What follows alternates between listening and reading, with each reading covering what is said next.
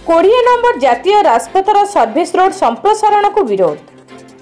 जाजपुर दे जाइथिबा कुआखिया कयागला 20 number जातीय राजपथर service road संप्रसारण विरोध में एक सांबादिक सम्मिलन। जाजपुर सहरर मानसा पोलठारू बुढ़ाघाट सर्विस रोड को संप्रसारण पर राज्य सरकार सानी उद्यम करुछंती। गत सरकार समय एही प्रकल्प को मंजूरी मिलिथिबा बेले नुआ सरकार आसिया पर प्रकल्प को बातिल कर देथिले। पुणी एही प्रकल्प काम पई जमी अधिग्रहण काम आरंभ होइथिबा बेले एही संप्रसारण पई क्षतिग्रस्त परिवार पक्षरु विरोध करा जायछि। एही सर्विस रोड हेले अनेक परिवार घर हराइबे एवं जीविका हराइबे। एथिपई तुरंत उक्त प्रकल्प को बातिल करबाकू दाबी करुछंती अंचलवासी। जाजपुररू सुनेलिका साहू रिपोर्ट, सूर्यास्त न्यूज।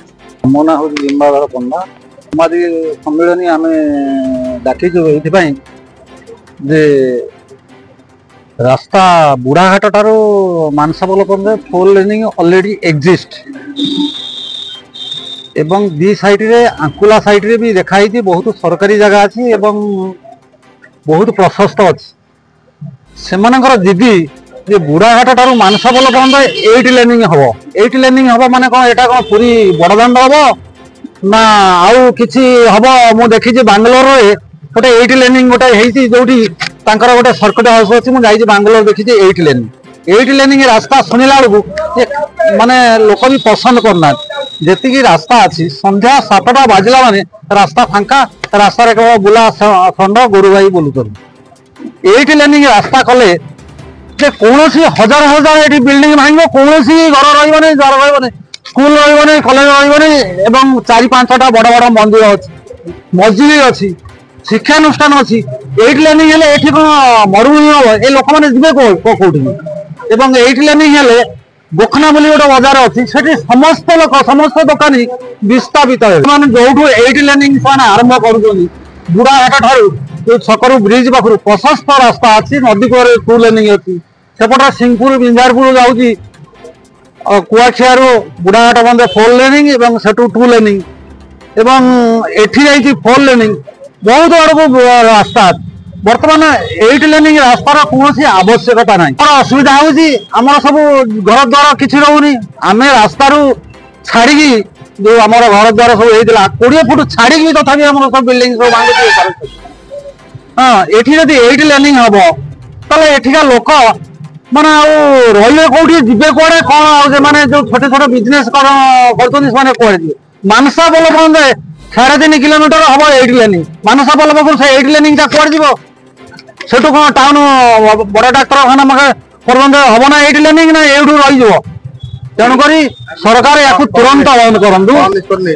आम निष्पत्ति नहीं जदि आपको आम कथा न शुणे सरकार आम दरकार पड़े आईन की आश्रय नबू, दरकार पड़े रास्ता रोग करूँ, दरकार पड़े आत्माहुति देवु, जिलापाल ऑफिस घेरेबू एवं आसंता गुरुवार आम स्थिर करूँ 100 संख्यार एकजुट हो रैली करके जिलापाल ऑफिस घेर कर। मु प्रभु प्रसाद साहू NH20 संप्रसारण विरोधी मंचर प्रेसिडेंट। देखो 2022 मसीह स्टेट गवर्नमेंट NH20 को आगे रखिकी गोटे नोटिफिकेशन कला केवल 3.5 किलोमीटर बुढ़ाघाट मानसापोल रास्ता जोटा कि वर्तमान 4 लेन विशिष्ट अच्छी सेटा को 60 फुट रु 134 फुट करिवार कोनोसी यथार्थता नाही। एठी 500 रु ऊर्ध्व परिवार आउ 1000 रु अधिका छोट छोट व्यवसायी दुकानी माने एठी आमे गुजराण मेंटौछ। प्रकृत रे एठी रास्ता आपण देखि पारंदी केबे भी आमे आज पर्यंत देखिनु रास्ता ये जाम हबार। तेणु रास्ता कौन सी आवश्यकता नहीं। तेणु गवर्नमेंट पुराना सरकार हो बा नुआ सरकार उद्देश्य एठी हमको ठीक लगुना।